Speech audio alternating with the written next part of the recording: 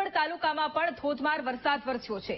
ગુંદાથી સાસડીયારી ગામ તરફના રસ્તા પર વરસાદી પાણી ભરાઈ ગયા છે। ભારે વરસાદને પગલે સાસડીયારી ગામની નદીમાં પૂર આવ્યું છે। નદીનું ધસમસતું પાણી રસ્તા પર ફરી વળ્યું છે, જેથી રસ્તો પણ બંધ કરવાની ફરજ પડી છે।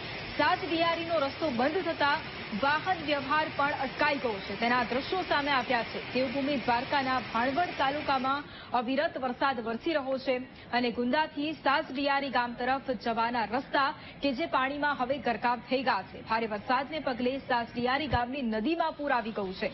નદીનું ધસમસતું પાણી એ રસ્તા ઉપર પણ ફરી વળ્યું છે। રાહદારીઓ પણ હવે અટવાઈ ગયા છે। સાસડીયારીનો રસ્તો બંધ થતા ગ્રામજનો પણ હવે મુશ્કેલીમાં મુકાઈ ગયા છે, કારણ કે વાહન વ્યવહાર પણ ખોરવાયો છે અને માર્ગ પણ હવે બંધ થઈ ગયો છે। હજુ પણ આગામી સમયમાં અતિભારે વરસાદની આગાહી છે અને હજુ પણ સતત લોકો વૈકલ્પિક રસ્તાની માંગ કરી રહ્યા છે। ગુંદાથી સાસડીયારી ગામ તરફ જવાનો જે માર્ગ, જેના દ્રશ્યો કે જે એ માર્ગ પાણીમાં ગરકાવ થયો છે। ભારે વરસાદને પગલે સાસડીયારી ગામની નદીમાં પૂર આવ્યું છે, જેના કારણે વાહન ચાલકો અટવાયા છે।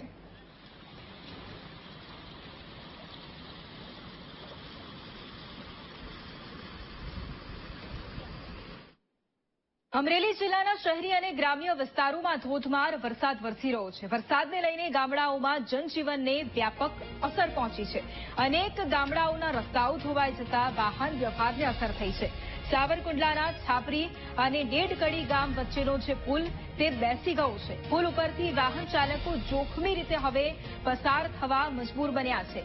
અનેક જગ્યાએ રસ્તાઓ બેસી જવાની ઘટનાઓ પણ પ્રકાશમાં આવી છે। અમરેલી જિલ્લાના આ દ્રશ્યો કે જ્યાં શહેરી અને ગ્રામ્ય વિસ્તારોમાં અવિરત વરસાદ વરસી રહ્યો છે અને ગ્રામ્ય વિસ્તારોમાં જનજીવનને વ્યાપક પ્રમાણમાં અસર પહોંચી છે, કારણ કે અનેક ગ્રામ્ય વિસ્તારોને જોડતા રસ્તાઓ ધોવાઈ ગયા છે, જેના કારણે લોકો પણ બહાર નથી નીકળી શકતા। સાવરકુંડલાના છાપરી અને ડેડકડી ગામ વચ્ચેનો પુલ બેસી ગયો છે। પુલ ઉપરથી વાહન ચાલકો હવે જોખમી રીતે પસાર થવા માટે પણ મજબૂર બન્યા છે। તેના આ દ્રશ્યો પણ અત્યારે આપ જોઈ રહ્યા છો કે આ પુલ કે જે બેસી ગયો છે, રોડ બેસી જતા લોકો હવે જીવના જોખમે રસ્તો પસાર કરી રહ્યા છે। વાહન ચાલકો પાસે કોઈ વૈકલ્પિક માર્ગ ન હોવાથી આ રીતે જોખમી રીતે માર્ગ પસાર કરવા મજબૂર બન્યા છે।